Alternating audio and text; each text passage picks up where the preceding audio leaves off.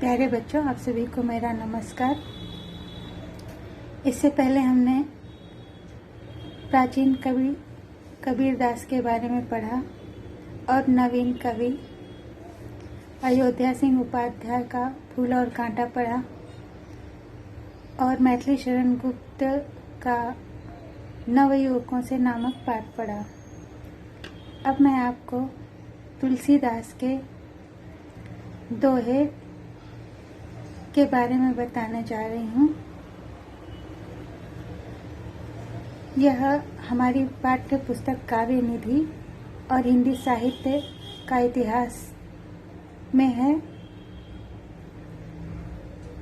इन दोहों के रचयिता का नाम तुलसीदास जी है। तुलसीदास जी का जीवन परिचय।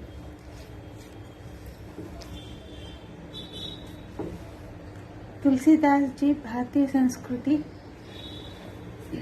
के उन्नायक तथा लोकनायक हैं। वे सगुण राम भक्ति धारा के अंतर्गत आते हैं। महाकवि तुलसीदास जी का जन्म संवत 1554 में श्रावण शुक्ल सप्तमी को उत्तर प्रदेश के राजापुर में हुआ। कहा गया है कि 1554 विषय काल हिंदी के तीर श्रावण शुक्ला सप्तमी तुलसी धरे शरीर। उनके पिता का नाम आत्माराम दुबे तथा माता का नाम तुलसी था। तुलसीदास के बचपन का नाम राम बोला था क्योंकि उन्होंने जन्म के समय राम नाम का उच्चारण किया था। विनय पत्रिका में इनका उल्लेख किया गया है। उनका बाल्यकाल संकट में बीता। मूल नक्षत्र में जन्म लेने के कारण पिता ने उनका त्याग कर दिया। उनके जन्म के पश्चात ही उनकी मृत्यु हो गई। उनके जन्म के पश्चात ही उनकी माता की मृत्यु हो गई। उनका पालन पोषण मुनिया नामक दासी ने किया था। इसके संबंध में विनय पत्रिका में उल्लेख मिलता है। तनु तजो कुटिल कटजो तजो मातु पिता हूँ। उनके गुरु का नाम नरहरि दास था। उनके पास ही उन्हें वेद पुराण शास्त्र आदि का ज्ञान प्राप्त हुआ। तुलसीदास जी ने इसी कारण अपने गुरु के चरण कमलों में वंदना की है। बंदो गुरु पदकंज कृपा सिंधु नरूप हरि। इसके पश्चात उनका तुलसीदास नाम प्रसिद्ध हुआ। उनका कंठ अत्यंत मधुर था। वे काशी के घाट पर राम का कथा सस्वर गान करते थे। इससे प्रभावित होकर दीनबंधु पाठक ने अपनी पुत्री रत्नावली का विवाह उनसे कर दिया। रत्नावली के रूप सौंदर्य पर तुलसीदास जी आसक्त थे। ऐसा कहा जाता है कि एक बार जब वह रत्नावली अपनी माँ के घर गई तो वे भी उसके बिना नहीं रह पाए। वे रात्रि के समय उससे मिलने गए। इसी कारण उनकी पत्नी ने उनसे कटु वचन कहे।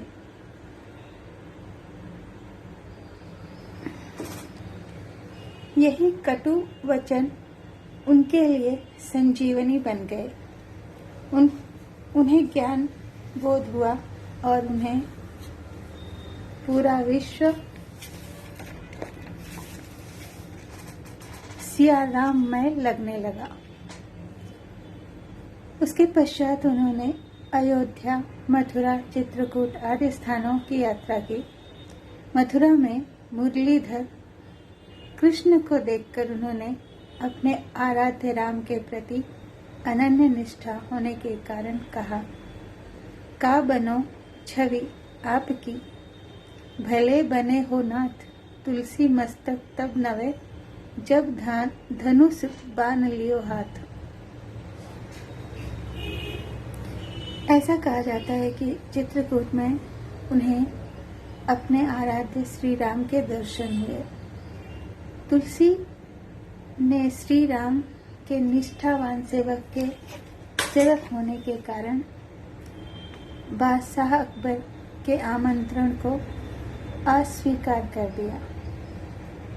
वृद्धावस्था में तुलसी भयंकर बाहु पीड़ा से ग्रस्त हुए और संवत 1680 में गंगा नदी के किनारे 80 घाट पर उन्होंने अपने भौतिक शरीर का त्याग श्री राम के चरणों में अर्पित कर अपने तुलसी स्वनाम को सार्थक किया। उनकी रचनाएं इस प्रकार हैं। रामचरितमानस, विनय पत्रिका, वैरवै रामायण, गीतावली, दोहावली, कृष्ण गीतावली, पार्वती मंगल, जानकी मंगल, रामलला नहचु, रामाज्ञा, प्रश्न, वैराग्य संदीपनी इत्यादि। तुलसी भक्ति के रस सागर के अमूल्य मौक्तिक होने के साथ साथ लोकनायक भी थे। उनकी काव्य यात्रा स्वांतः सुखाय रही है। वे सबसे बड़े समन्वयवादी कवि माने जाते हैं। उनकी दृष्टि में काव्य कला का व्यापक एवं उदात्त आदर्श लोक मंगल है। बहुजन हिताय बहुजन सुखाय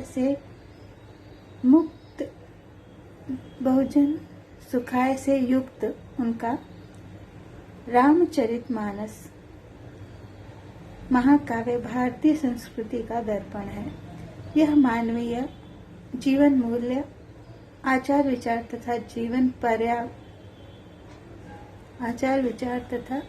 जीवन पद्धति का ऐसा विशाल चित्र है जिसमें धर्म, दर्शन, भक्ति के विविध रंग अंकित हैं।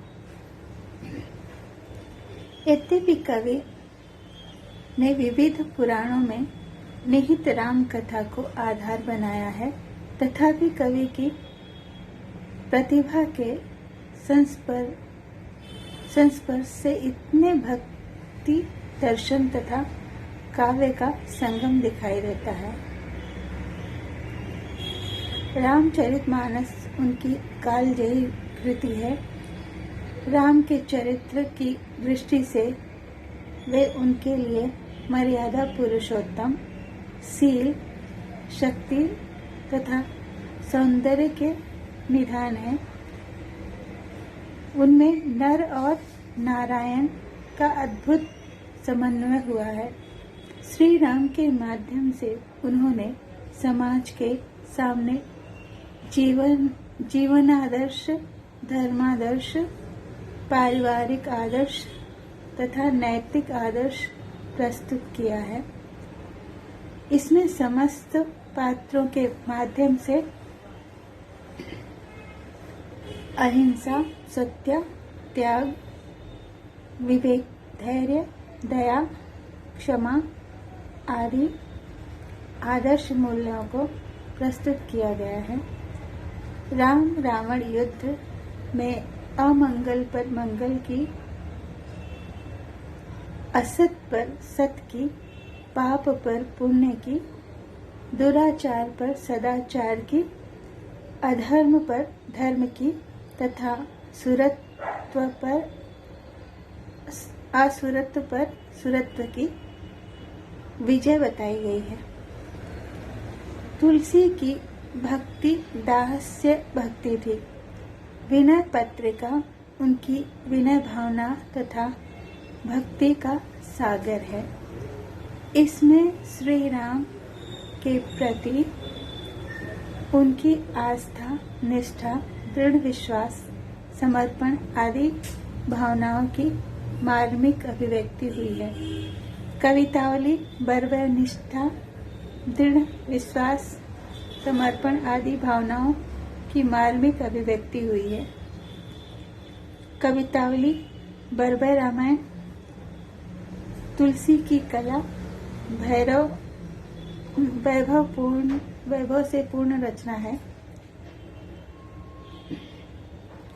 इन्होंने ब्रज व अवधी तथा संस्कृत भाषा में रचनाएं की। प्रस्तुत दोहों में तुलसीदास जी ने मानव जीवन के नीति परक, भक्ति परक, ज्ञान परक मूल्यों का महत्वपूर्ण प्रतिपादन किया है। मैं उनके कुछ दोहे पढ़ने जा रही हूँ और उसकी संदर्भ सहित व्याख्या भी बताऊंगी, जो इस प्रकार है।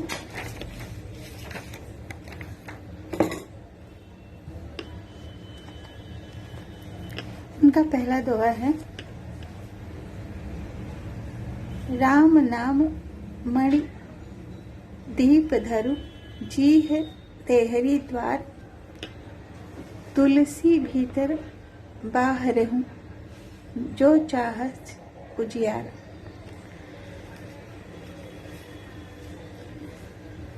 यह दोहा जो है हमारी पाठ्य पुस्तक काव्य निधि और हिंदी साहित्य का इतिहास से लिया गया है। इस दोहे के रचनाकार प्राचीन कवि तुलसीदास जी हैं। इस दोहे में कवि ने राम नाम के जपने पर बल दिया है।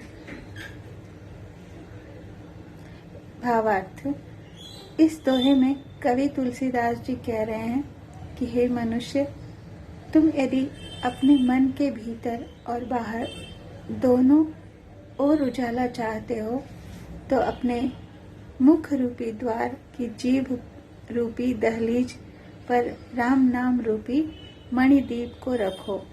कहने का तात्पर्य यह है कि यदि भगवान की कृपा प्राप्त करके तुम अपने मन को और अपने व्यवहार को शुद्ध करना चाहते हो तो अपने मन में और अपनी जिह्वा पर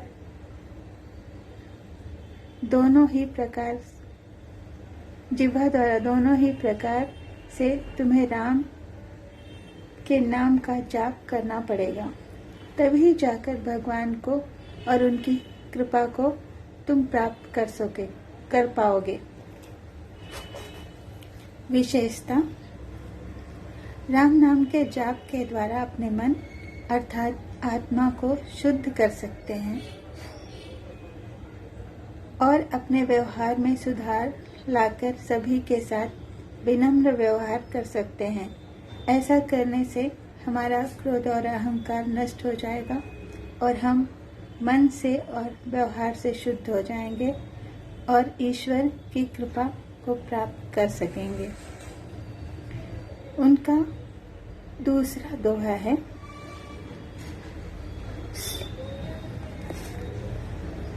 सूधे मन सूधे वचन, सूधी सब करतूति, तुलसी सूधी सकल विधि, रघुवर प्रेम प्रसूति।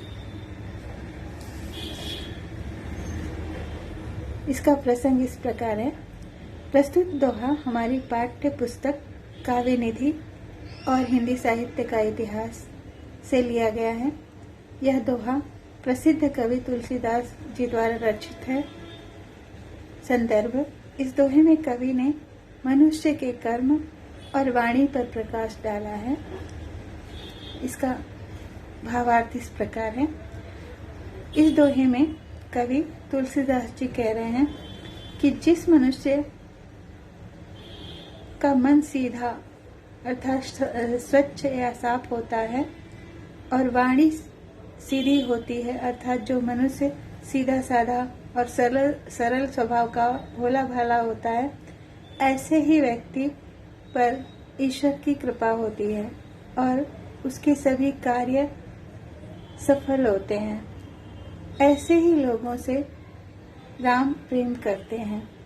विशेष, हमें ईश्वर अर्थात राम की कृपा और प्रेम पाना है तो हमें मन, वचन और कर्म से शुद्ध होना होगा और अच्छे कर्म करने होंगे, तभी हम ईश्वर का प्रेम प्राप्त कर सकेंगे। तुलसीदास जी का तीसरा दोहा इस प्रकार है। एक भरोसो एक बल, एक आस विश्वास, एक राम घनश्याम हित, चातक तुलसीदास।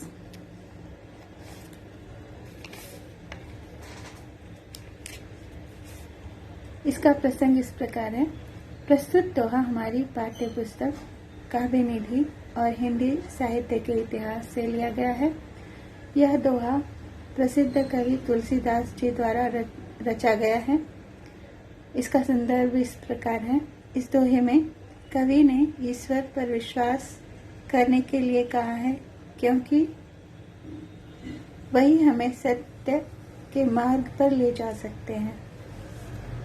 भावार्थ, इस दोहे में तुलसीदास जी कह रहे हैं कि हमें राम के नाम पर भरोसा रखना चाहिए, क्योंकि वही हमें जीवन में आगे बढ़ने की शक्ति प्रदान करते हैं।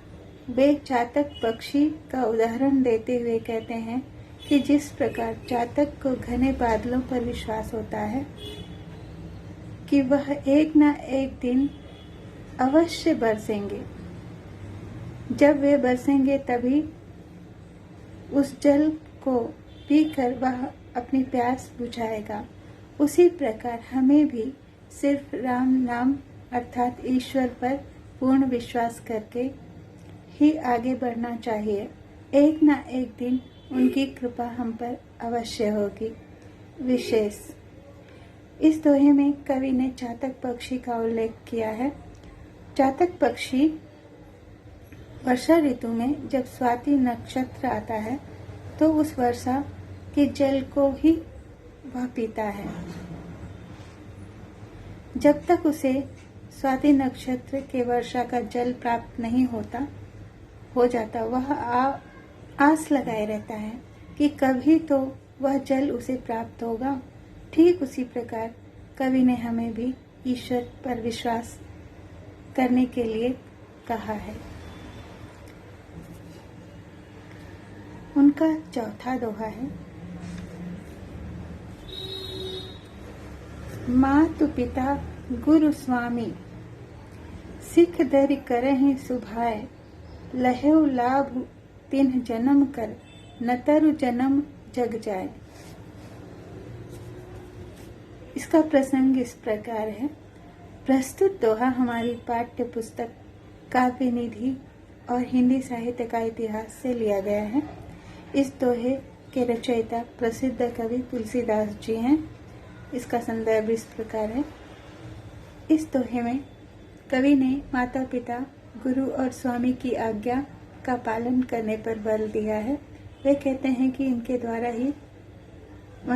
द्वारा दी गई शिक्षा हमारे लिए वरदान स्वरूप होती है। भावार्थ, इस दोहे में कवि तुलसीदास जी कह रहे हैं कि जो मनुष्य अपने माता पिता, गुरु और स्वामी की आज्ञा का पालन करता है, उसके द्वारा दी गई सीख और बताए हुए मार्ग को अपने जीवन में धारण करता है, उन्हें ही इन सभी का आशीर्वाद वरदान स्वरूप प्राप्त होता है और उनका जीवन धन्य हो जाता है और एक ना एक दिन वे जीवन मृत्यु के बंधन से मुक्त छूटकर मोक्ष के अधिकारी बन जाते हैं। जो मनुष्य ऐसा नहीं करता, उसका जीवन व्यर्थ चला जाता है और वह मोह माया में फंसकर जन्म और मृत्यु के बंधन से छुटकारा नहीं पाता, वह इसी में फंसा रहता है। विशेष, यदि हमें जीवन मृत्यु के बंधन से छुटकारा पाना है तो हमें अपने से बड़ों का आदर सम्मान करना चाहिए और उनकी आज्ञा का पालन करना चाहिए। इस प्रकार मैं इस दोहे को और इस पाठ को यहीं समाप्त करती हूँ और इसका जो शेष भाग है वो हम अगले पाठ में पढ़ेंगे। धन्यवाद।